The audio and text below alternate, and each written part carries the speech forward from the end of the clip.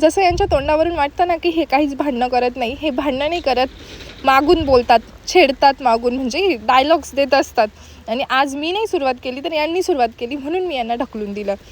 तर भांडणाची सुरुवात अगोदर अशी झाली की आम्ही पहिले ज्यूस पाहायला गेलो, मग बोटिंग क्लबला गेलो, तिथे मस्त खेळलो, वज्र खेळला आम्ही, मस्त फिरलो. आणि हे दोघं जण, दादू आणि हे, मस्त इकडे तिकडे चक्कर मारत होते आणि मला मस्त वज्रजवळ बसवून ठेवलं होतं. वज्रला तर काही सांभाळायचं नव्हतं.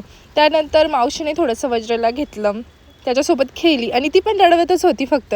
वज्राचा दगड घेऊन पळत होती, त्याने सापडलेले तिथले छोटे छोटे खडे घेऊन पळत होती, म्हणून तो रडत होता.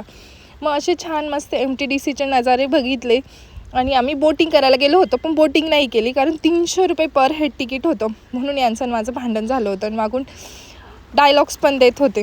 म्हणून मी त्यांना डायरेक्ट पाण्यामध्ये लोटून दिलं, म्हणजे द्यायचं होतं पण तिथं पाणीच नव्हतं. मग नंतर पाण्यात पण लोटलं.